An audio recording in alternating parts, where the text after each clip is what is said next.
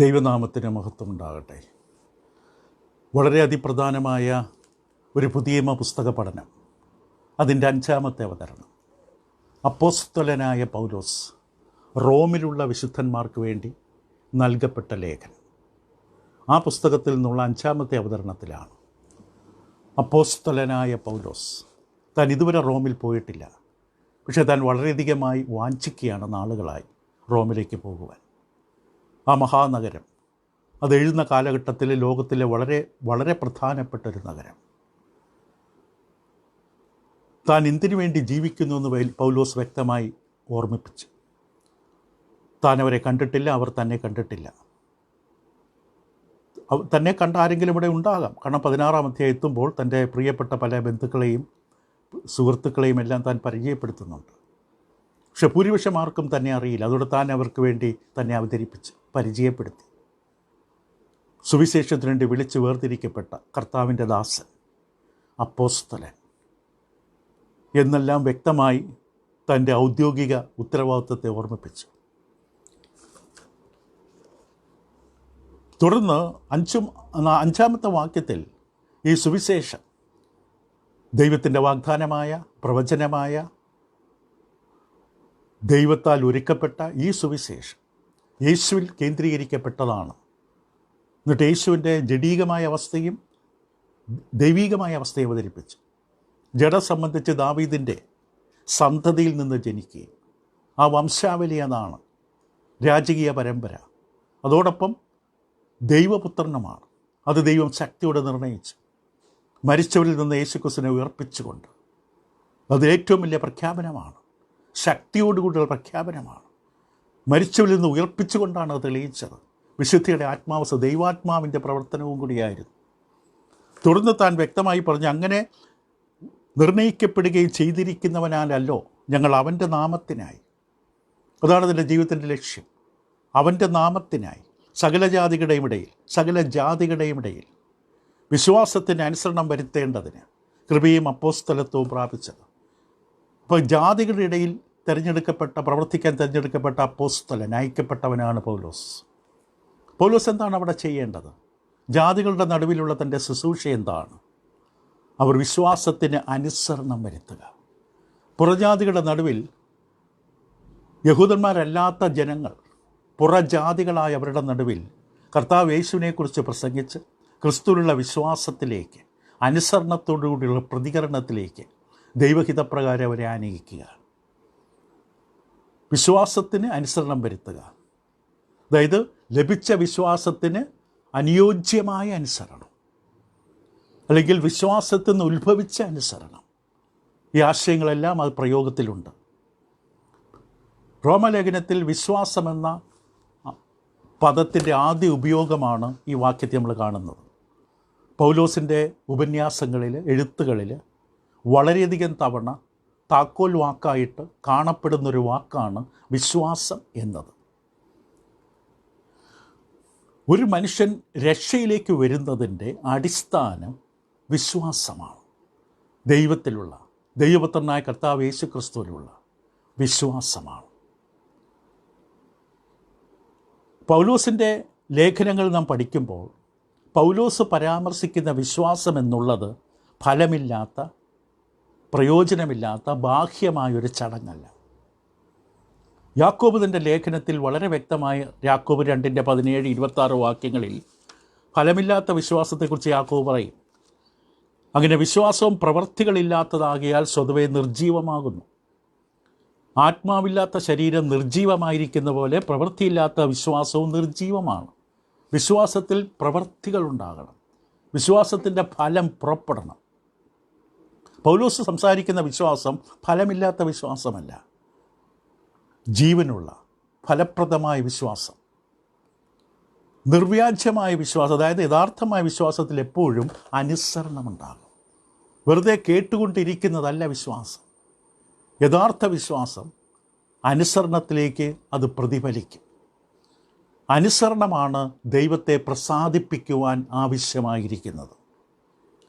ദൈവത്തെ പ്രസാദിപ്പിക്കുന്ന അനുസരണം സംഭവിക്കുന്നത് വിശ്വാസത്തിൽ നിന്നാണ്. അപ്പോൾ പരസ്പരം വേർതിരിക്കാൻ പറ്റില്ല വിശ്വാസവും അനുസരണവും.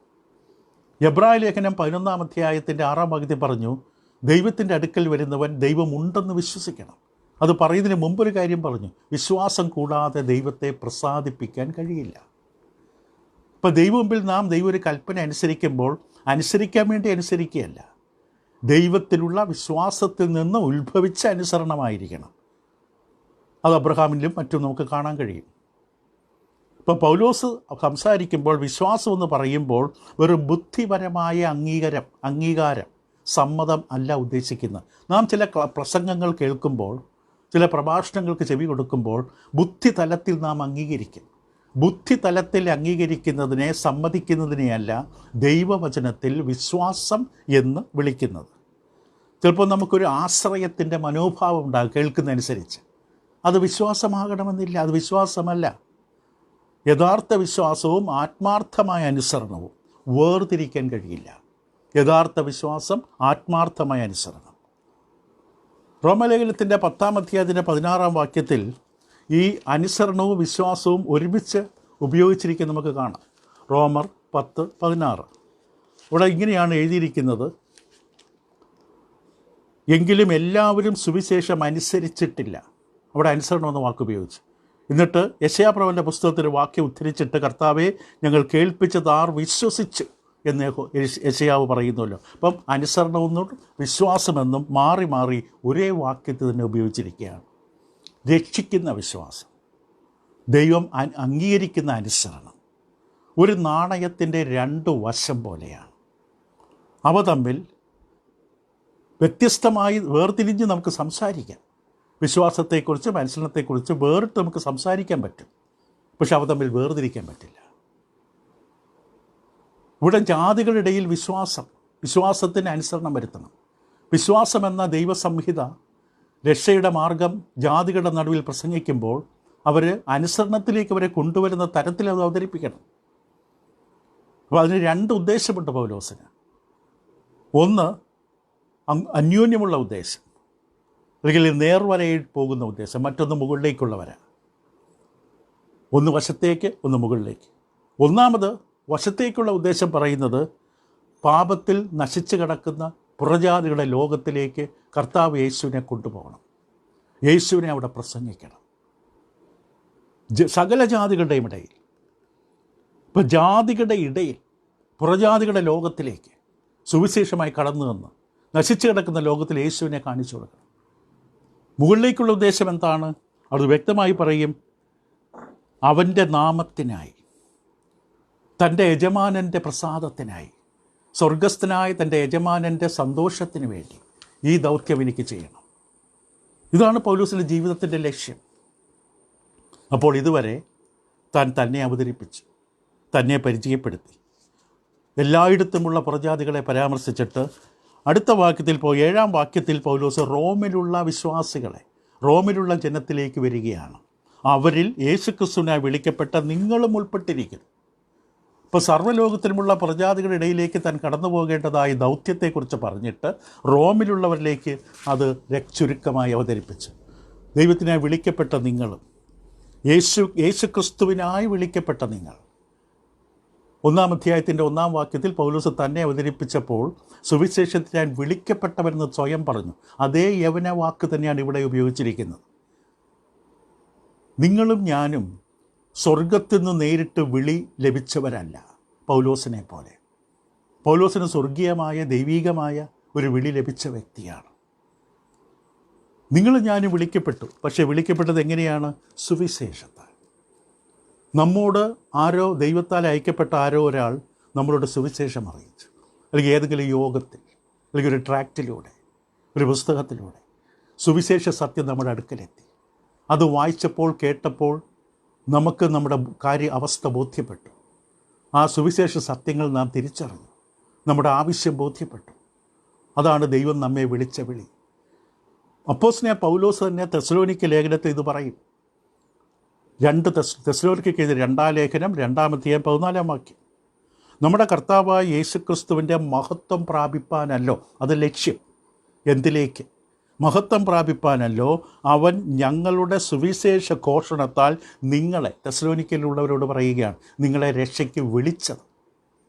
വചനം കേൾക്കുമ്പോൾ ദൈവം വിളിക്കുകയാണ്. ഇപ്പം രക്ഷയിലേക്ക് വന്ന വ്യക്തികൾ ഏതെങ്കിലും മേഖലകളിൽ പരാജയം സംഭവിച്ച് പാപജീവിതത്തിൽ അറിയാതെ വീണ് കിടക്കുന്നുണ്ടെങ്കിൽ ആ വിശ്വാസികളുടെ ലോകത്തിലും ദൈവം വിളിക്കുകയാണ് വചനത്തിലൂടെ. വിശ്വാസത്തിലേക്ക് വന്നിട്ടില്ലാത്തവരിലേക്കും ദൈവം സുവിശേഷത്താൽ വിളിക്കുകയാണ്. ദൈവം വിളിക്കുന്നത് വചനത്തിലൂടെയാണ്. സ്വർഗത്തിൽ നമ്മുടെ പേരൊന്നും വിളിച്ച് പറയില്ല. സ്റ്റേജിൽ നിൽക്കുന്ന പ്രാസംഗികൻ നമ്മുടെ പേരിങ്ങനെ വിളിച്ച് പറയില്ല. അത് ദൈവത്തിൻ്റെ പ്രവർത്തനമല്ല. നമ്മുടെ പേര് മേഘത്തിൽ എഴുതി കാണിക്കില്ല. അതും ദൈവത്തിൻ്റെ പ്രവർത്തനമല്ല. ദൈവം നമ്മളെ വിളിക്കുന്നത്, അതായത് രക്ഷയിലേക്ക് നമുക്ക് നമ്മുടെ ആവശ്യം ബോധ്യപ്പെടുത്തി തരുന്നത്, അതാണ് വിളിക്കാൻ ഉദ്ദേശിച്ചത്. വചനം കേൾക്കണം, സുവിശേഷ വചനം കേൾക്കണം. ദൈവനെ വായിക്കാത്തവരുടെ മേൽ ദൈവത്തിൻ്റെ വിളി കിട്ടില്ല. അവർക്ക് ദൈവത്തിൻ്റെ ശബ്ദം കേൾക്കാൻ പറ്റില്ല, വിളി കേൾക്കാൻ പറ്റില്ല. നാം ആരും സ്വർഗീയ വിളി കെട്ടവരല്ല, പക്ഷെ സുവിശേഷത്തിലൂടെ വിളിക്കപ്പെട്ടവരാണ്. നമ്മൾ അപ്പോസ്തലന്മാരാകാൻ വിളിച്ചിട്ടുമില്ല. 12 അപ്പോസ്തലന്മാരും പിന്നെ പൗലോസും, അവർ മാത്രമാണ് അപ്പോസ്തലന്മാർ. പിന്നെ ഓരോ പ്രാദേശിക സഭകളിൽ നിന്ന് അയക്കുന്ന ദൂതന്മാരായിട്ട് സന്ദേശകം അയക്കുന്നവരെയും അപ്പോസ്തലൻ എന്ന പദം കൊണ്ട് ഉപയോഗിക്കും. പക്ഷെ യഥാർത്ഥത്തിലുള്ള ഔദ്യോഗികമായ അപ്പോസ്തലന്മാർ 12 പൗലോസും ചേർത്ത് 13 പേരാണ്. നമ്മെ വിളിച്ചത് അപ്പോസ്തലന്മാരാകാനല്ല, പക്ഷെ നമ്മളെ യേശുക്രിസ്തുവിനായി വിളിക്കപ്പെട്ടു. ഇവിടെ പറയുന്നു റോമർ 1:7, അവരിൽ യേശുക്രിസ്തുവിനായി വിളിക്കപ്പെട്ടു. 1 കൊരിന്ത്യർ 1:9 കാണാം. ക്രിസ്തുവിനായിട്ടാണ് നിങ്ങളെയും എന്നെ വിളിച്ചത്. ഏതെങ്കിലും മതസംഘടനയിലേക്ക് ചേരാനല്ല, ക്രിസ്തുവിന് വേണ്ടി വിളിക്കപ്പെട്ടവരാണ്. നമ്മുടെ ദൈവികമായ വിളി, അതാണ് നമ്മുടെ മാനം, നമ്മുടെ മൂല്യം, നമ്മുടെ പദവി. ദൈവത്താൽ വിളിക്കപ്പെടുമ്പോൾ നമുക്കൊരു മൂല്യമുണ്ട്, നമുക്കൊരു മാനമുണ്ട്. നമ്മൾ ഏതുമാകട്ടെ, ലോകപ്രകാരം ലോകത്തിൻ്റെ മാനദണ്ഡത്തിൽ അളവുകോലിൽ നമ്മളെ കാണാൻ ഭംഗിയുള്ളവരാകില്ല. മറ്റു പല കുറവുകളുണ്ടാകാം. പക്ഷെ ദൈവം വിളിച്ചുവെങ്കിൽ അതൊരു മൂല്യമാണ്, മാനമാണ്, ശ്രേഷ്ഠമാണ്. ഇവിടെ പൗലോസ് അപ്പോസ്തലൻ ഈ കത്ത് എഴുതുമ്പോൾ അവിടെ വ്യക്തമായിട്ട് 6-7 വാക്യങ്ങളിൽ, മലയാളത്തിൽ നമ്മൾ നോക്കുമ്പോൾ അത് 3-ാം വാക്യത്തിൽ കാണാം. ഇംഗ്ലീഷിൽ 6-7 ആണെങ്കിൽ മലയാളത്തിൽ 3-ൽ പൗലോസ് റോമയിൽ ദൈവത്തിൻ്റെ പ്രിയരും വിളിക്കപ്പെട്ട വിശുദ്ധന്മാരുമായ എല്ലാവർക്കും എഴുതുന്നത്. പൗലോസ് ഈ കത്ത് എഴുതിയത് റോമിലെ ചക്രവർത്തിയുടെ അഡ്രസ്സിലല്ല, ചക്രവർത്തിയുടെ പേര് പറഞ്ഞ് മേൽവിലാസം വെച്ച് എഴുതിയില്ല. കാരണം റോം എന്ന നഗരത്തിലുള്ള മനുഷ്യൻ്റെ രക്ഷ ചക്രവർത്തിയുടെ കയ്യിലല്ല, ചക്രവർത്തിയുടെ അരമനയിലല്ല, ഭരണകൂടത്തിൻ്റെ കയ്യിലല്ല. ഈ കത്ത് അവിടുത്തെ ന്യായാധിപ സംഘം, മജിസ്ട്രേറ്റ്സ്, കോടതി, അവർക്കല്ല ഈ കത്ത് എഴുതിയത്. കാരണം മനുഷ്യൻ്റെ രക്ഷ, റോമിലുള്ള ജനത്തിൻ്റെ ആത്മരക്ഷ കോടതി മുറിയിലല്ല. മൂന്നാമത് ഈ കത്ത് എഴുതിയത് ആ രാജ്യത്തുള്ള അധ്യാപകർ, ഉപദേഷ്ടാക്കന്മാർ, പണ്ഡിതന്മാർ, അവർക്കല്ല. കാരണം വിദ്യാഭ്യാസ സ്ഥാപനങ്ങളിലും സ്കൂളുകളിലുമല്ല, പാഠശാലകളിലല്ല മനുഷ്യൻ്റെ ആത്മരക്ഷയ്ക്കുള്ള ഉറവിടം. അവിടെ ഒരു തത്വചിന്തകന്മാരുണ്ട്, അവർക്കുമല്ല എഴുതിയത്. തത്വചിന്തകന്മാർക്ക് അല്ല പൗലോസ് റോമിലുള്ളവർക്ക് വേണ്ടി കത്തെഴുതുമ്പോൾ മേൽവിലാസം വെച്ചത്. കാരണം മനുഷ്യൻ്റെ ജ്ഞാനത്തിൽ നിന്ന് ലഭിക്കുന്നതല്ല ആത്മരക്ഷ. പിന്നെ ആർക്കെഴുതിയത്? റോമിലുള്ള ദൈവത്തിന് പ്രിയരും വിളിക്കപ്പെട്ട വിശുദ്ധന്മാരുമായ എല്ലാവർക്കും.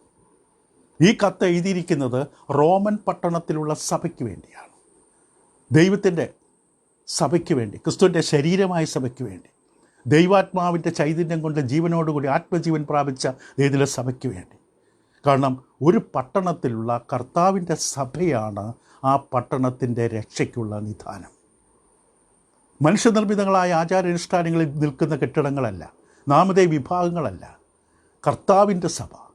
ആ പട്ടണത്തിലുള്ള കർത്താവിൻ്റെ സഭയാണ് ആ പട്ടണത്തിലുള്ള മനുഷ്യരുടെ ആത്മരക്ഷയ്ക്ക് വേണ്ടി പോരാടേണ്ടത്, നിലവിളിക്കേണ്ടത്, പ്രവർത്തിക്കേണ്ടത്.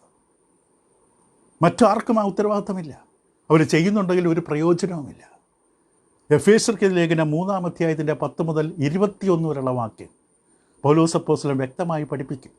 ദൈവാത്മാവിൽ കാണിച്ചു തരും. സഭ ദൈവത്തിൻ്റെ നിത്യ പദ്ധതിയാണ്, മനുഷ്യനിർമ്മിതമല്ല. സഭയാണ് ദൈവജ്ഞാനം പ്രസ്താവിക്കുന്ന സ്ഥലം. കർത്താവിൻ്റെ സഭയെക്കുറിച്ചാണ് സംസാരിക്കുന്നത്. ഇപ്പോൾ പൗലോസ് ആർക്ക് വേണ്ടിയാണോ കത്തെഴുതുന്നത്? പൗലോസ് വേണമെങ്കിൽ വളരെ ലളിതമായി പറയാം, റോമിലുള്ള സഭ എന്ന് പറഞ്ഞ് നിർത്താം. റോമിലുള്ള ദൈവമക്കൾക്ക് ഈ കത്തെഴുതുമെന്ന് പറയാം. അതിന് പകരം താൻ വ്യക്തമായി അവരെ വിശേഷിപ്പിച്ചുകൊണ്ട് എഴുതി. 2 വിശേഷണങ്ങൾ: ദൈവത്തിന് പ്രിയരും വിളിക്കപ്പെട്ട വിശുദ്ധന്മാരും. സഭയ്ക്ക് ഞാൻ കത്തെഴുതുമെന്ന് പറയുന്നതിന് പകരം ആ സഭയെ വിശേഷിപ്പിച്ച് 2 വിശേഷണങ്ങൾ: ദൈവത്തിന് പ്രിയരും വിളിക്കപ്പെട്ട വിശുദ്ധന്മാരും. ദൈവത്തിന് പ്രിയർ പുതിയ നിയമത്തിൽ വളരെയധികം നമുക്ക് കാണാൻ കഴിയുന്ന ഒരു പ്രയോഗമാണ്. തെസ്സലോനിക്കർക്ക് എഴുതിയ 1-ാം ലേഖനം, ആ 1-ാം ലേഖനത്തിൻ്റെ 1-ാം അധ്യായത്തിൻ്റെ 4-ാം വാക്യത്തിൽ ഇങ്ങനെ കാണാം: ദൈവത്താൽ സ്നേഹിക്കപ്പെട്ട സഹോദരന്മാരെ, നിങ്ങളുടെ തെരഞ്ഞെടുപ്പിനെ അറിയുന്നുവല്ലോ. ദൈവത്താൽ സ്നേഹിക്കപ്പെട്ട സഹോദരന്മാരെ. റോമർക്കെതിരെ ലേഖനം 5-ാം അധ്യായത്തിൻ്റെ 5-ാം വാക്യത്തിലും പ്രത്യാശയ്ക്ക് ഭംഗം വരുന്നില്ല, ദൈവത്തിൻ്റെ സ്നേഹം നമുക്ക് നൽകപ്പെട്ട പരിശുദ്ധാത്മാവിനാൽ നമ്മുടെ ഹൃദയങ്ങളിൽ പകർന്നിരിക്കുന്നു. റോമലേഖനത്തിൻ്റെ 8-ാം അധ്യായത്തിൽ ദൈവം ക്രിസ്തുവിലൂടെ, തൻ്റെ പുത്രനായ യേശുവിലൂടെ നമ്മെ സ്നേഹിച്ചിരിക്കുന്ന സ്നേഹത്തിൽ നിന്ന് പ്രപഞ്ചത്തിലെ യാതൊന്നിനും, ഒരു അവസ്ഥയ്ക്കും, ശക്തിക്കും, വ്യക്തിക്കും, കാലങ്ങൾക്കും ഒന്നിനും വേർപിരിക്കാൻ കഴിയില്ല എന്ന് വലിയ സത്യം പൗലോസ് പറയും. റോമർ 8:32-39 വരെ. ഇപ്പോൾ ദൈവമക്കൾ ദൈവത്തിന് പ്രിയരാണ്. എത്ര വലിയ പ്രയോഗമാണ്! ദൈവത്തിന് പ്രിയപ്പെട്ടവർ. ശരിയാണ്, ദൈവം ലോകത്തുള്ള സകല മനുഷ്യരെയും സ്നേഹിക്കുന്നുണ്ട്. യോഹന്നാന്റെ സുവിശേഷം 3:16 തൻ്റെ ഏകജാതനായ പുത്രനെ നൽകുവാൻ തക്കവണ്ണം, കാരണം പുത്രനിൽ വിശ്വസിക്കുന്ന ആരും നശിച്ചു പോകാതെ നിത്യജീവൻ പ്രാപിക്കേണ്ടതിന് അവനെ നൽകുവാൻ തക്കവണ്ണം ദൈവം ലോകത്തെ സ്നേഹിച്ചു. ദൈവം മനുഷ്യനെ സ്നേഹിക്കുന്നു. പക്ഷേ തൻ്റെ വിളിയോട്, തൻ്റെ ആഹ്വാനത്തോട് പ്രതികരിക്കുന്ന, യെസ്, ഉവ് എന്ന് പറയുന്ന ജീവിതങ്ങളെ ദൈവം അധികമായി സ്നേഹിക്കുന്നു. സ്നേഹമാകുന്ന ദൈവം തൻ്റെ വിളി കേൾക്കുന്നവരെ, തൻ്റെ വിളി കേട്ട് തന്നെ അനുസരിക്കുന്നവരെ താൻ വളരെയധികം സ്നേഹിക്കുന്നു. യോഹന്നാൻ്റെ ലേഖനം 1-ാം ലേഖനം 3:1 കാൺവിൻ, നാം ദൈവമക്കളെന്ന് വിളിക്കപ്പെടുവാൻ പിതാവ് നമുക്ക് എത്ര വലിയ സ്നേഹം നൽകിയിരിക്കുന്നു. നമുക്കൊരു പക്ഷേ ദൈവം നമ്മെ സ്നേഹിക്കുന്നു, നമുക്ക് വികാരം, ഫീലിംഗ് ഉണ്ടാകണമെന്നില്ല, ദേഹത്തൊരു കുളിർമ അനുഭവിക്കണമെന്നില്ല. പക്ഷെ നാം ദൈവ മക്കളാണെങ്കിൽ, ദൈവത്തിൻ്റെ വിശുദ്ധ വചനപ്രകാരം സുവിശേഷം അനുസരിച്ച് വീണ്ടും ജനനം പ്രാപിച്ച് ദൈവത്തിൻ്റെ മക്കളാണെങ്കിൽ നാം ഇത് വ്യക്തമായി ബോധ്യപ്പെടണം, അറിഞ്ഞിരിക്കണം. പൗലോസ് പറഞ്ഞാൽ നിർണയിച്ചിരിക്കുന്നു, ക്രിസ്തു യേശുവിലൂടെ എന്നെ സ്നേഹിക്കുന്ന ദൈവത്തിൻ്റെ സ്നേഹത്തിൽ നിന്ന് എന്നെ ഒന്നിനും ആർക്കും വേർപിരിക്കാൻ പറ്റില്ല. ആ സ്നേഹവലയത്തിൽ, ദൈവത്തിൻ്റെ സ്നേഹത്തിൻ്റെ വലയത്തിൽ ദൈവം നമ്മെ ആക്കി വെച്ചിരിക്കുകയാണ്. 2-ാമത്തെ പ്രയോഗം കൂടെ പറഞ്ഞ് അവസാനിപ്പിക്കാം. പൗലോസ് റോമിലുള്ളവരെ വിശേഷിപ്പിച്ചപ്പോൾ പറഞ്ഞു, വിളിക്കപ്പെട്ട വിശുദ്ധന്മാർ, വിളിക്കപ്പെട്ട വിശുദ്ധന്മാർ. കൊലോസ് ലേഖനം 1:13-14 വാക്യങ്ങളിൽ പൗലോസ് അപ്പോസ്തലൻ കൊലോസിലുള്ള വിശ്വാസികൾ കൊണ്ട് എഴുതുമ്പോൾ അവരെക്കുറിച്ച് ഇപ്രകാരമാണ് പറഞ്ഞത്: ഇരുട്ടിൻ്റെ അധികാരത്തിൽ നമ്മളെ വിടിവിച്ച് സ്നേഹസ്വരൂപനായ പുത്രൻ്റെ രാജ്യത്തിലാക്കി വയ്ക്കുകയും ചെയ്ത പിതാവിന് സന്തോഷത്തോടെ സ്തോത്രം ചെയ്യണം. ഇരുട്ടിൻ്റെ അധികാരത്തിൽ നമ്മളെ വിടിവിച്ചു, നമ്മളെ വിളിച്ച് വേർതിരിച്ചു ഇരുട്ടിൻ്റെ അധികാരത്തിൽ നിന്ന്. തെസ്സലോനിക്കർക്ക് എഴുതിയ 2-ാം ലേഖനം അതിൻ്റെ 2-ാം അധ്യായം, 2-ാം അധ്യായത്തിൻ്റെ 13-14 വാക്യങ്ങളിൽ പൗലോസ് അപ്പോസ്തലൻ പറഞ്ഞത് ഇപ്രകാരമാണ്: ഞങ്ങളോ കർത്താവിന് പ്രിയരായ സഹോദരന്മാരെ, ദൈവം നിങ്ങളെ ആദ്യം മുതൽ ആത്മാവിൻ്റെ വിശദീകരണത്തിലും സത്യത്തിൻ്റെ വിശ്വാസത്തിലും രക്ഷയ്ക്കായി തിരഞ്ഞെടുത്തതുകൊണ്ട് നിങ്ങൾ നിമിത്തം ദൈവത്തെ എപ്പോഴും സ്തുതിപ്പാൻ കടപ്പെട്ടിരിക്കുന്നു. ആത്മാവിൻ്റെ വിശുദ്ധീകരണം. ദൈവമക്കൾ, ശ്രദ്ധിക്കുക, ദൈവമക്കളാണ് വിശുദ്ധന്മാർ.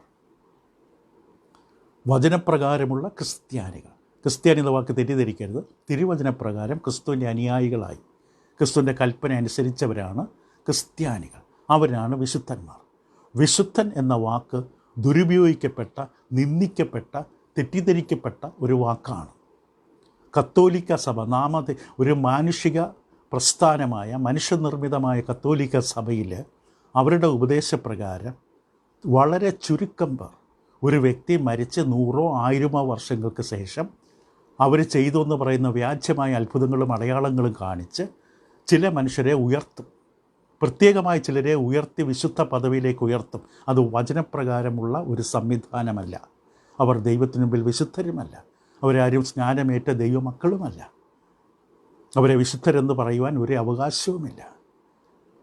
ലോകത്തിൽ പൊതുവായി ഈ വാക്ക് തികവുള്ള, ഏകദേശം പൂർണ്ണതയുള്ള മനുഷ്യരെന്ന നിലയിൽ കാണിക്കാൻ ഉപയോഗിക്കുന്ന വാക്കാണ്. നമ്മൾ പലപ്പോഴും പലരെയും പരാമർശിക്കുക, ആ വ്യക്തി വിശുദ്ധനല്ല, ആ വ്യക്തി വിശുദ്ധയല്ല എന്ന് പറയും. പക്ഷേ ദൈവവചനം, ആധികാരികമായ അന്തിമ വിധി നടത്തുന്ന ദൈവവചനം എല്ലാ വിഷയത്തിൻ്റെ പരമമായ സത്യം പ്രസ്താവിക്കുന്ന ദൈവവചനപ്രകാരം എല്ലാ ദൈവമക്കൾ, എല്ലാ ക്രിസ്ത്യാനിയും വിശുദ്ധനാണ്. വിശുദ്ധ എന്ന വാക്ക് ആ വിധത്തിലാണ് ഉപയോഗിച്ചിരിക്കുന്നത്. 2 തെസ്സലോനിക്ക 2 ലേഖനം 1-10 വാക്യങ്ങളിൽ ആ നാളിൽ അവൻ തൻ്റെ വിശുദ്ധന്മാരിൽ മഹത്വപ്പെടേണ്ടതിനും തങ്ങളുടെ സാക്ഷ്യം നിങ്ങൾ വിശ്വസിച്ചതുപോലെ വിശ്വസിച്ച എല്ലാവരിലും. ഇപ്പോൾ ഒരു വാക്യത്തിൽ തന്നെ വിശുദ്ധനെന്നും വിശ്വാസിയെന്നും മാറി മാറി പറയുന്നു. അപ്പോൾ ആരാണ് വിശുദ്ധൻ? വിശ്വാസി. അതാണ് കൊരിന്ത് ലേഖനത്തിൽ വളരെ മനോഹരമായി പൗലോസ് അപ്പോസ്തലൻ അവതരിപ്പിക്കും. സാധാരണ കൊരിന്ത് ലേഖനം എന്ന് പറയുമ്പോൾ നമുക്കറിയാം, കൊരിന്ത് പട്ടണം ഏറ്റവും മ്ലേച്ഛകരമായ പ്രവർത്തനങ്ങൾ നടന്ന സ്വഭാവങ്ങളുള്ള ജീവിതശൈലിയുള്ളൊരു പട്ടണം. അതിൻ്റെ നടുവിലുള്ള സഭ. ആ സഭയിൽ അനവധി കുറവുകളുണ്ട്. പക്ഷേ പൗലോസ് ദൈവാത്മാവിൽ അവരോട് സംസാരിക്കുമ്പോൾ ഇങ്ങനെയാണ് അവരെ വിളിച്ചത്. ദൈവേഷ്ടത്താൽ യേശുക്രിസ്തുവിൻ്റെ അപ്പോസ്തലനായി വിളിക്കപ്പെട്ട പൗലോസും സഹോദരനായ സൊസ്തനേസും കൊരിന്തിലുള്ള ദൈവസഭയ്ക്ക്, ഇനി കേൾക്കുക 2-ാം വാക്യം, ക്രിസ്തുയേശുവിൽ വിശുദ്ധീകരിക്കപ്പെട്ടവർ. അവിടെയും ഇവിടെയും ആണ് പൗലോസ് എവിടെ ഇരുന്ന് എഴുതുന്നോ ആ സ്ഥലം ഉൾപ്പെടെ അവിടെയും ഇവിടെയും എവിടെയും നമ്മുടെ കർത്താവ് യേശുവിൻ്റെ നാമത്തെ വിളിച്ചപേക്ഷിക്കുന്ന ഏവരോടും കൂടെ വിളിക്കപ്പെട്ട വിശുദ്ധന്മാരുമായവർക്ക് തന്നെ ദൈവമക്കളെ വിളിച്ചതെന്താണ്? വിശുദ്ധൻ, വിളിച്ച് വേർതിരിക്കപ്പെട്ടവൻ. എല്ലാ ദൈവമക്കളും വിശുദ്ധനാണ്.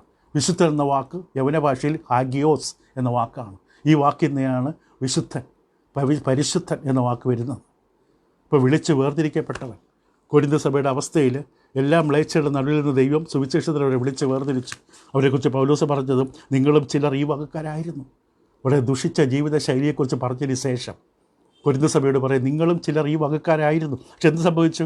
എങ്കിലും നിങ്ങൾ കർത്താവ് യേശുക്രിസ്തുവിൻ്റെ നാമം, അതായത് അധികാരത്തിലും നമ്മുടെ ദൈവത്തിൻ്റെ കർത്താവ് യേശുവിൻ്റെ നാമത്തിൽ നമ്മുടെ ദൈവത്തിൻ്റെ ആത്മാവിനാൽ നിങ്ങളെ തന്നെ കഴുകി ശുദ്ധീകരണവും നീതീകരണവും പ്രാപിച്ചിരിക്കുന്നു.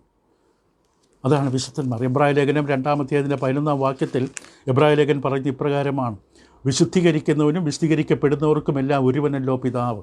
എബ്രായ ലേഖനം 13-ാം വാക്യത്തിലും അവിടെ എബ്രായ എഴുത്തുകാരൻ ഇപ്രകാരം പറഞ്ഞു, അങ്ങനെ യേശു സ്വന്തം രക്തത്താൽ ജനത്തെ വിശുദ്ധീകരിക്കേണ്ടതിന് നഗരത്തിൻ്റെ പുറത്ത് വെച്ച് കഷ്ടം അനുഭവിച്ചു.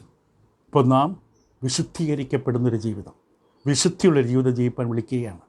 എബ്രായ ലേഖനം 12-14 വാക്യത്തിൽ പറയുന്ന പോലെ എല്ലാവരും സമാധാനം ആചരിച്ച് ശുദ്ധീകരണം പ്രാപിപ്പാൻ ഉത്സാഹിപ്പിൻ. ശുദ്ധീകരണം കൂടാതെ ആരും കർത്താവിനെ കാണുകയില്ല. ദൈവത്തിൻ്റെ ഇഷ്ടം നമ്മുടെ ശുദ്ധീകരണമാണ്. 1 തെസ്സലോനിക്ക 4:3. റോമർക്കെതിരെ ലേഖനം 19-22 വാക്യങ്ങൾ പറയുന്ന പോലെ, നിങ്ങളുടെ ജഡത്തിൻ്റെ ബലഹീനത്തെ ഞാൻ മാനുഷികതയിൽ പറയുന്നു, നിങ്ങളുടെ അവയവങ്ങളെ അധർമ്മത്തിനായി അശുദ്ധിക്കും അധർമ്മത്തിനും അടിമകളായി സമർപ്പിച്ചതുപോലെ ഇപ്പോൾ നിങ്ങളുടെ അവയവങ്ങളെ വിശുദ്ധീകരണത്തിനായി നീതിക്ക് അടിമകളായി സമർപ്പിപ്പീൻ.